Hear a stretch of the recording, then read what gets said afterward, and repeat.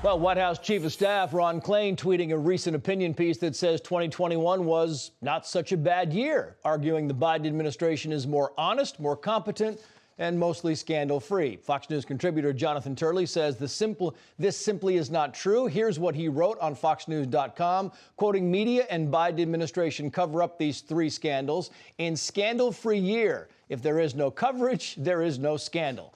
Professor Turley joins us now. He's also a law professor at George Washington University. Professor, I want to put the three scandals you're talking about up on the screen. One, you're talking about the Hunter Biden laptop, the Biden family influence peddling, and the Ashley Biden diary. And you write, in part, quoting here, ask yourself what the media would have done with a diary from Ivanka Trump with these allegations or foreign influence peddling by the Trump children. I think that the Ivanka Trump diary would be the first 30 minutes of the Rachel Maddow show in perpetuity. What do you think of this, sir?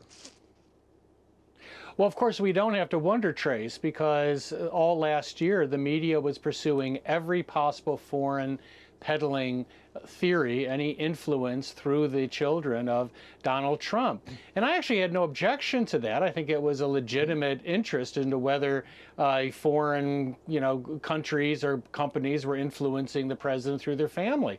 What I object to is the inverse of what we've seen with the Biden administration. Starting with the Hunter Biden laptop, of course, you had Twitter and other companies banning anyone who even talked about the laptop, even though the Biden campaign never denied it was Hunter Biden's laptop. They just wouldn't confirm it. But people that were mentioned in those emails came out and confirmed their authenticity. But the media had this blackout on it. And then after it was acknowledged that this is his laptop, at least most people conclude it's his laptop, the media still really didn't pursue the influence peddling schemes that came out of these emails. The Biden family has a long history of influence peddling, and that includes not just Hunter Biden, but his uncles. But what's troubling is that those emails implicate the president. They have various code names for the president, like Celtic or the big guy, but they refer to accounts being mixed in terms of assets between some of these very dubious contracts and payments of the president's bills. And yet the media is just uninterested. And the concern is that this creates a de facto state media, that there aren't any scandals if nobody covers them. Yeah, I want to go on because the Hill op-ed also writes the following here. Let's be honest, 2021 wasn't all bad. It goes on to say the Biden team is more honest, also more competent. More honest, more competent. I don't think we talk about things like the president saying Build Back Better is totally paid for, but it's interesting because it goes back to an op-ed you recently wrote about the president having this tendency to indict people, to convict people without due process, like the Border Patrol agents who he said whipped the Haitian immigrants. And, it goes on from there to Kyle Rittenhouse.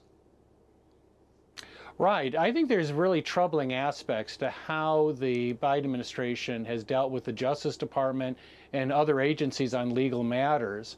Again, the media is largely silent on these issues. In terms of those agents, they remain on administrative duties. They were declared guilty by the President of the United States before an investigation was started. They said there would be a quick investigation. We haven't heard a thing about it, even though we heard the investigation was completed. But this is part and parcel to what is not being covered by the media. And it's not good, by the way, for the Biden administration because they don't have pushback.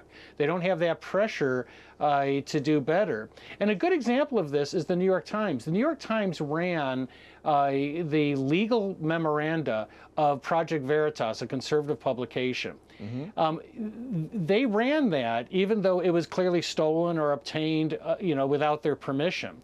Project Veritas was put under investigation by the FBI and is continuing under the Biden administration as to how they might have gotten access to Ashley Biden's diary. The entire FBI seems dedicated to pursuing how this diary went missing.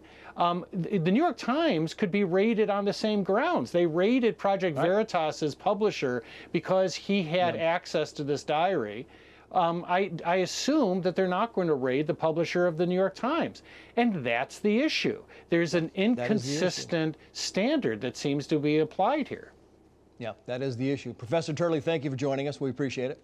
Hi, everyone. I'm Brian Kilmeade. I want you to do me a favor. I want you to click to subscribe to the Fox News YouTube page. This is the only way that I know for sure that you're not going to miss any great commentary, any great news bites, any great interviews coming your way on Fox. You can get it all here on YouTube. So subscribe right now.